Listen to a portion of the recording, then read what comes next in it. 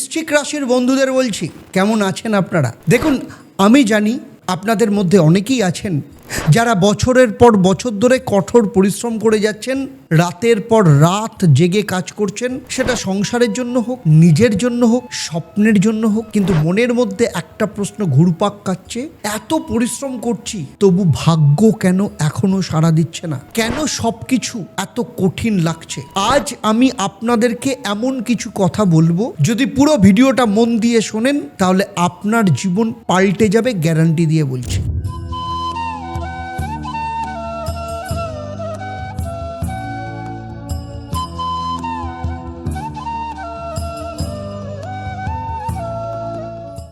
ওম ঈশ্বরী মাতায় বিদ্মহে পরম শক্তি ধীমহি তন্নো দেবী প্রচোদয়াৎ। নমস্কার, আমি জ্যোতিষ ও তন্ত্রগুরু আচার্য দেবদত্ত বলছি। আমার দীর্ঘ 28 বছরের জ্যোতিষ অভিজ্ঞতা এবং 1.5 লক্ষের ওপর স্যাটিসফাইড ক্লায়েন্টের অভিজ্ঞতা থেকে বলছি, আজ বৃশ্চিক রাশির প্রত্যেকটা মানুষকে আমি একটাই কথা বলতে চাই, জুন 2026 আপনার সেই অপেক্ষার উত্তর। কারণ এই মাসে দেবগুরু বৃহস্পতি কর্কট রাশিতে উচ্চস্থ হচ্ছেন, আর কর্কট রাশি হলো বৃশ্চিক রাশির নবম ভাব, আর নবম হলো ভাগ্যের ঘর, ধর্মের ঘর, পূর্ব জন্মের পুণ্যের ঘর। মানে কি? মানে হলো আপনার ভাগ্যের দরজায় এখন তুঙ্গস্থ বৃহস্পতি দাঁড়িয়ে, আর সেই দরজা এই মাসে খুলতে শুরু করবে। কিন্তু এই সুযোগটা শুধু তারাই পাবেন যারা জানেন যে তারা প্রস্তুত, যারা সঠিক সময়ে সঠিক পদক্ষেপ নেবেন। এবারে আসছি গ্রহের হিসেব নিয়ে, একদম সহজ করে বলবো। ধরুন, বৃশ্চিক রাশিকে আমি একটা বাড়ি ধরছি, সেই বাড়িতে 12টা ঘর, প্রতিটা ঘর আলাদা আলাদা বিষয়। জুন মাসে সেই বাড়িতে গ্রহরা কোথায় কোথায় বসছেন সেটাই বলবো। সব থেকে বড় খবর হলো দেবগুরু বৃহস্পতি কর্কট রাশিতে উচ্চস্থ। কর্কট রাশি হলো বৃশ্চিক রাশির নবম ঘর। নবম ঘর মানে ভাগ্য, ধর্ম, পূর্বজন্মের পুণ্য, বাবা, দীর্ঘ সফর, উচ্চশিক্ষা। আর উচ্চস্থ বৃহস্পতি এই ঘরে মানে মানুষের ভাগ্য খুলে যায়, যা চাওয়া তার একটা বড় অংশ পাওয়া যায়। আর এই যোগকে বলা হয় ভাগ্যযোগ। আর একটা বড় কথা হচ্ছে, বৃহস্পতি নবম ঘর থেকে 3টে ঘরে দৃষ্টি দেন। তিনি দৃষ্টি দিচ্ছেন প্রথম ঘরে, মানে আপনার নিজের ওপর। তিনি দৃষ্টি দিচ্ছেন তৃতীয় ঘরে, তার সপ্তম দৃষ্টি, মানে আপনার সাহস পরিশ্রমের ওপর। আর তিনি দৃষ্টি দিচ্ছেন আপনার পঞ্চম ঘরে, মানে আপনার বুদ্ধি, সন্তান এবং শিক্ষার ঘরে। এই 3টে দৃষ্টি এই মাসে বৃশ্চিক রাশির সব থেকে বড় সম্পদ। এবারে বাকি গ্রহদের কথা বলি। শুক্র 8ই জুন কর্কটে আসবেন, মানে বৃহস্পতির পাশে বসবেন নবম ঘরে। শুক্র হলো সম্পদ আর সৌভাগ্যের গ্রহ। তিনি নবম ঘরে এলে ভাগ্যের সাথে সম্পদও নিয়ে আসবেন। বুধ 22শে জুন কর্কটে আসবেন, মানে 22শে জুনের পর নবম ঘরে 3জন শুভ গ্রহ একসাথে, বৃহস্পতি, শুক্র, বুধ। এই 3জনকে একসাথে নবম ঘরে পাওয়া মানে ভাগ্য, সম্পদ আর বৃদ্ধি একসাথে কাজ করবে। রবি 15ই জুন মিথুনে যাবেন। মিথুন হলো বৃশ্চিক রাশির অষ্টম ঘর। এটা একটু সতর্কতার জায়গা। অষ্টম ঘর মানে হঠাৎ পরিবর্তন, লুকোনো শত্রু, বাধা। রবি এখানে এলে কিছু চ্যালেঞ্জ আসতে পারে, এই বিষয়ে আমি পরে আলোচনা করছি। মঙ্গল 21শে জুন বৃষ রাশিতে যাবেন। বৃষ রাশি হলো বৃশ্চিক রাশির ঠিক উল্টো দিকে সপ্তম ঘর, আর সপ্তম ঘর মানে দাম্পত্য জীবন, পার্টনারশিপের জায়গা। মঙ্গল এখানে এলে সম্পর্কে কিছু উত্তেজনা বাড়বে। শনি মীন রাশিতে, মানে বৃশ্চিক রাশি সাপেক্ষে পঞ্চম ঘরে। কেতু আছেন সিংহ রাশিতে, মানে কর্মস্থানে। রাহু আছেন কুম্ভ রাশিতে, মানে চতুর্থ ঘরে। এই সামগ্রিক চিত্রটা দেখলে বৃশ্চিক রাশির জন্য জুন মাস হলো ভাগ্যের সুযোগ নেওয়ার মাস, কিন্তু সম্পর্ক আর স্বাস্থ্যের ব্যাপারে সতর্কতার জায়গা। এবারে আসছি তারিখ বিশ্লেষণে। 1 জুন থেকে 7ই জুন মাসের প্রথম সপ্তাহটা জমি তৈরির সপ্তাহ। বৃহস্পতি নবম ঘরে আছেন, মানে এখনও কিন্তু একা। এই সপ্তাহে বড় সিদ্ধান্ত নেওয়ার থেকে যা ইতিমধ্যে চলছে সেটাকে আরও মজবুত করুন। চাকরিতে নিজের মান বাড়ান, ব্যবসায় যে বর্তমানে সম্পর্কগুলো রয়েছে সেটার উপর যত্ন নিন। এই সপ্তাহে যে বীজ বুনবেন সেটা 8ই জুনের পর ফুল ফুটবে, ফসল দেবে। 8ই জুন শুক্র কর্কটে প্রবেশ, এই তারিখটা বৃশ্চিক রাশির জন্য একটা বিশেষ দিন। 8ই জুন কর্কটে আসবেন শুক্র, মানে বৃহস্পতি সেখানে আগে থেকেই আছেন। উচ্চস্থ বৃহস্পতির সাথে শুক্র একসাথে নবম ঘরে, এটা ধন ভাগ্য যোগ, সম্পদ আর সৌভাগ্য একসাথে কাজ করবে। 8ই জুনের পর কোনো দীর্ঘদিনের আটকে থাকা কাজ হঠাৎ করে এগিয়ে যেতে পারে, বাবার সাথে বা বড় কোনো মানুষের সাথে সম্পর্ক উন্নত হতে পারে, বিদেশ সম্পর্কিত কোনো বিষয়ে সুখবর আসতে পারে, কারণ নবম ঘর বিদেশের ঘরও।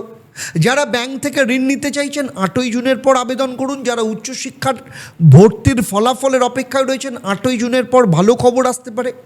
যারা নতুন ব্যবসায়িক সম্পর্ক তৈরি করতে চাইছেন 8ই জুনের পর আলোচনা শুরু করুন। এবারে 15ই জুনের পর রবি মিথুনে প্রবেশ করবে। এই তারিখে বাড়তি সতর্কতা দরকার। রবি আসবে আপনার অষ্টম ঘরে, আর অষ্টম ঘর হলো লুকোনো জিনিসের ঘর, হঠাৎ পরিবর্তনের ঘর। রবি যখন অষ্টম ঘরে থাকেন তখন কখনো কখনো লুকোনো শত্রু সক্রিয় হয়ে ওঠে। কর্মক্ষেত্রে কেউ আপনার পেছনে কথা বলতে পারে, স্বাস্থ্যে হঠাৎ কোনো সমস্যা দেখা দিতে পারে। 15ই জুনের পর সতর্কতার সাথে চলুন, নতুন কাউকে অতিরিক্ত বিশ্বাস করবেন না। গোপন কোনো বিষয় প্রকাশ করবার আগে একবার ভাববেন। তবে একটা ইতিবাচক দিকও আছে। অষ্টম ঘরে রবি থাকলে অনেক সময় লুকোনো সম্পদ বা উত্তরাধিকার সংক্রান্ত বিষয়ে সুখবর আসতে পারে। 21শে জুন মঙ্গল বৃষে প্রবেশ করবে। মঙ্গল আসবেন সপ্তম ঘরে, আর সপ্তম ঘর হলো দাম্পত্যের ঘর, পার্টনারশিপের ঘর। 21শে জুনের পর আপনার সাথীর সাথে বা সঙ্গীর সাথে হোক, ব্যবসায়িক পার্টনারের সাথে হোক, যে কোনো বিষয়ে মতবিরোধ হবার সম্ভাবনা রয়েছে। মঙ্গল সপ্তম ঘরে উগ্র হতে পারে। এই সময় মাথা ঠান্ডা রাখাই আপনার জন্য সবথেকে জ্ঞানের এবং বুদ্ধির কাজ হবে। 22শে জুন বুধের কর্কটে প্রবেশ। এই তারিখ থেকে শুরু হবে সেই বিরল ত্রিশুভ শক্তি। বৃহস্পতি শুক্র বুধ একসাথে নবম ঘরে। এই যোগ বৃশ্চিক রাশির জন্য আগামী 12 বছরে আর আসবে না। যারা বিদেশে পড়াশোনা বা কাজের চেষ্টা করছেন জুন মাসের পর থেকে যোগাযোগ করুন। যারা ধর্মীয় বা আধ্যাত্মিক কোনো কাজ শুরু করতে চাইছেন এই সময় শুরু করুন। বৃহস্পতি এই কাজে বিশেষ শক্তি দেবেন। যারা লেখালেখি বা শিক্ষামূলক কাজ করেন 22শে জুনের পর থেকে আপনার কাজ কিন্তু আরও বেশি মানুষের কাছে পৌঁছবে। এবারে আসবো একদম সেক্টর ভিত্তিক আলোচনায়। দেখুন বৃশ্চিক রাশির বন্ধুরা, আপনাদের ক্ষেত্রে প্রথমেই স্বাস্থ্যের ব্যাপারে বলবো। জুন মাসে দুটো ভাগ রয়েছে। মাসের প্রথমার্ধ মানে 1 থেকে 14ই জুন পর্যন্ত শরীর মোটামুটি ভালো থাকবে। বৃহস্পতি প্রথমভাবে দৃষ্টি থাকায় শরীরে একটা ইতিবাচক শক্তি কাজ করবে। যারা দীর্ঘদিন ধরে শারীরিক সমস্যায় ভুগছিলেন তাদের জন্য এই সময় চিকিৎসায় সাড়া মেলার সম্ভাবনা রয়েছে। কিন্তু 15ই জুনের পর রবি অষ্টম ঘরে আসার পর হঠাৎ শারীরিক সমস্যার সম্ভাবনা বাড়ে। বিশেষত পিঠের সমস্যা, চোখের সমস্যা বা হজমের সমস্যা দেখা দিতে পারে। এই সময় রোদে বেশিক্ষণ থাকবেন না। রাহু চতুর্থ ঘরে থাকায় সারা মাস ধরে মানসিক অস্থিরতা থাকতে পারে, ঘুমের সমস্যা, বিচিত্র স্বপ্ন বা অকারণ দুশ্চিন্তার কারণ হতে পারে। এই মাসে প্রতিদিন সকালে সূর্য ওঠার আগে ঘুম থেকে উঠুন, 5 মিনিট শুধু চুপ করে বসুন। ফোনে কোনো কথা নয়, কোনো চিন্তা নয়, শুধু শ্বাস নিন। এই অভ্যাস রাহুর মানসিক অস্থিরতাটাকে কমাবে। এবারে আসছি অর্থ এবং আর্থিক বিষয়ের ব্যাপারে। দেখুন অর্থের বিষয়ে এ মাসে সুখবর আছে, কিন্তু সেটাও একটু সতর্কতাও দরকার। ভালো খবর হলো বৃহস্পতি নবম ঘরে থাকায় এবং শুক্র 8 তারিখের পর নবম ঘরে আসায় হঠাৎ করে আর্থিক সুযোগ আসতে পারে। পুরনো কোনো ইনভেস্টমেন্ট থেকে ভালো রিটার্ন আসতে পারে। পারিবারিক যে সম্পদ রয়েছে সেই সংক্রান্ত কোনো বিষয়ে যদি সমস্যা থেকে থাকে তার সমাধান হতে পারে। যারা জমি বা বাড়ি কেনার কথা ভাবছেন 8ই জুনের পর দেখাশোনা শুরু করুন, কিন্তু চুক্তি করুন। কবে? 22 জুনের পর, কারণ বুধ এলে নথিপত্রের বিষয়ে শুভ শক্তি বাড়বে। তবে একটা সতর্কতাও আছে, 15 জুন রবি অষ্টম ঘরে আসার পর হঠাৎ বড় খরচের সম্ভাবনা আছে, সেটা চিকিৎসা সংক্রান্ত হোক, যন্ত্র মেরামতির ক্ষেত্রে হোক। এই সময়ের জন্য একটু নগদ অর্থ আলাদা রাখুন। কোনো মানুষের কথায় প্ররোচিত হয়ে তাড়াহুড়ো করে কোনো বিনিয়োগ করবেন না। বিশেষত 15 জুনের পর অচেনা কেউ আর্থিক প্রলোভন দেখালে সেখান থেকে সতর্ক থাকুন। এবারে আসছি চাকরি এবং কর্মজীবন।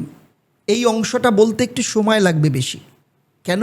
তার কারণ হচ্ছে বৃশ্চিক রাশির কর্মজীবনে এই মাসে বেশ একটা জটিল রূপ নিতে পারে। প্রথম কথা, কেতু কোথায় আছে? দীর্ঘদিন ধরে দশম ঘরে আছে, আর দশম ঘর কর্মের ঘর, পদমর্যাদার ঘর। কেতু এখানে একটা বিশেষ পরিস্থিতি তৈরি করেন মানুষের কাজের ক্ষেত্রে। হয়তো ভালো কাজ করছেন, কিন্তু যতটা স্বীকৃতি পাওয়া উচিত ততটা পাচ্ছেন না।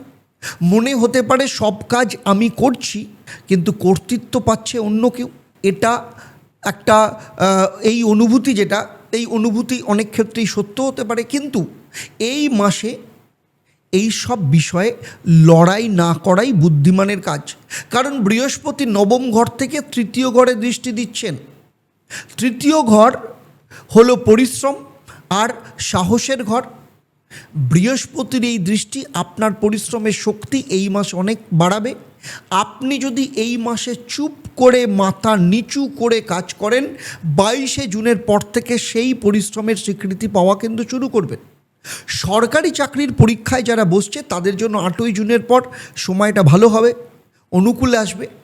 বৃহস্পতি আর শুক্র একসাথে নবম ঘরে থাকা মানে তারা আপনার পাশে আছে। যারা নতুন চাকরির সন্ধান করছেন, 8 জুন থেকে 22 জুনের মধ্যে আপনারা অ্যাপ্লাই করুন। বিশেষত শিক্ষা সংক্রান্ত, আইন, ধর্মীয় বা বিদেশি প্রতিষ্ঠানে চাকরির ক্ষেত্রে এই সময় সুযোগ আসতে পারে। আর ব্যবসার ক্ষেত্রে বলবো, ব্যবসায়ীদের জন্য জুন মাসে সব থেকে বড় সুযোগ হলো নতুন বাজার খোঁজার সুযোগ। বৃহস্পতি নবম ঘরে মানে দূরের সম্পর্ক, বিদেশি যোগাযোগ বা নতুন ভূখণ্ডে ব্যবসার সুযোগ। যারা ব্যবসাকে দেশের বাইরে নিয়ে যেতে চাইছেন বা অন্য শহরে ব্রাঞ্চ খুলতে চাইছেন, এই মাসে সেই উদ্যোগ কিন্তু অত্যন্ত শুভ। বুধ 22 জুন নবম ঘরে আসার পর ব্যবসায়িক যোগাযোগ এবং চুক্তির ক্ষেত্রে দারুণ একটা সময় শুরু হবে।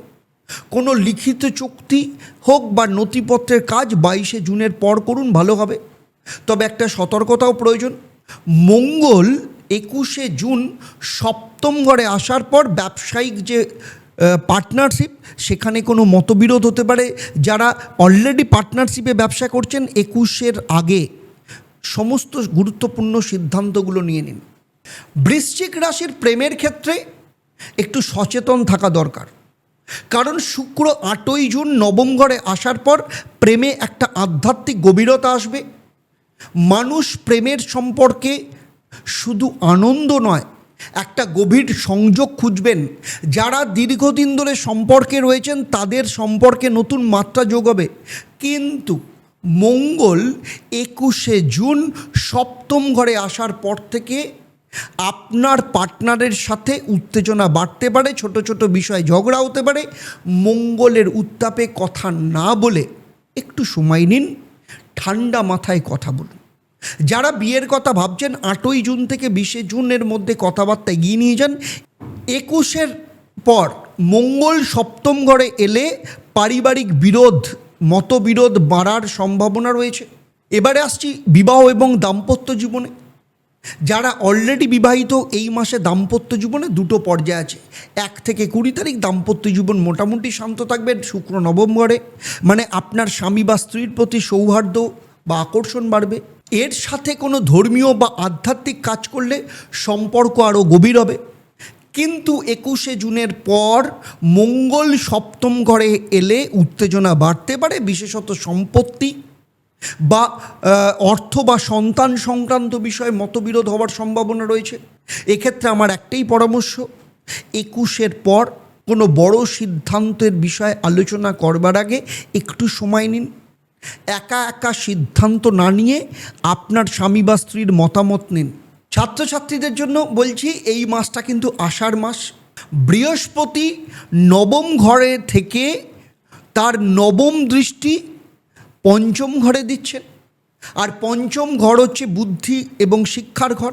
মীন রাশি বৃহস্পতির নিজের ঘর।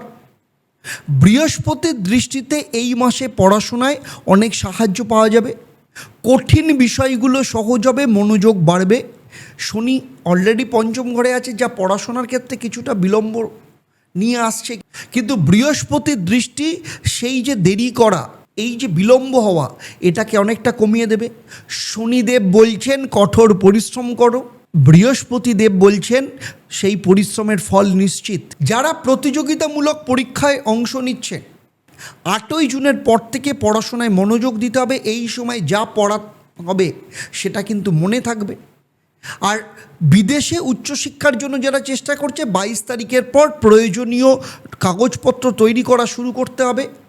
এই সময়টা নবম ঘরে 3টে বিশেষ শুভ গ্রহ বিদেশে যাওয়ার পথকে কিন্তু সুগম করবে। বৃহস্পতি নবম ঘর থেকে, আগেই বলেছি নবম দৃষ্টি কোথায় দিচ্ছে? পঞ্চম ঘরে, মীন রাশিতে। পঞ্চম ঘর হলো সন্তানের ঘর। বৃহস্পতি হলেন সন্তানের কারক গ্রহ। আর মীন রাশি বৃহস্পতির নিজের ঘর। যারা সন্তান নেওয়ার পরিকল্পনা করছেন তাদের জন্য এই মাসটা অত্যন্ত শুভ। বিশেষ করে 8ই জুনের পর থেকে শুক্র কিন্তু শক্তিশালী হবে। শুক্র গর্ভ ধারণের ক্ষেত্রে কিন্তু গুরুত্বপূর্ণ ভূমিকা রাখেন। কিন্তু শনি পঞ্চম ঘরে থাকায় কিছু ক্ষেত্রে বিলম্ব হতে পারে, কিন্তু বৃহস্পতির দৃষ্টি সেই বিলম্বতাটাকে কাটাতে সাহায্য করবে। তাই আশা ছাড়বেন না। যাদের অলরেডি সন্তান আছেন তাদের সন্তানের পড়াশোনা হোক বা কেরিয়ারে 8ই জুনের পর থেকে ইতিবাচক পরিবর্তন আসতে পারে। বিদেশ যাত্রার ক্ষেত্রে বৃশ্চিক রাশির জন্য এই মাসটা কিন্তু একদম গোল্ডেন সুযোগ বলা যায়। কারণ নবম ঘরে তুঙ্গস্থ বৃহস্পতি বিদেশ যাত্রার জন্য সবথেকে শুভযোগ। নবম ঘর শুধু ভাগ্যের ঘর নয়, দীর্ঘ সফর এবং বিদেশের ঘরও। যারা বিদেশে কাজের সুযোগ খুঁজছেন, 8ই জুনের পর থেকে 22শে জুনের মধ্যে যোগাযোগ করুন। যাদের ভিসার আবেদন আটকে ছিল, 8ই জুনের পর আবার চেষ্টা করুন।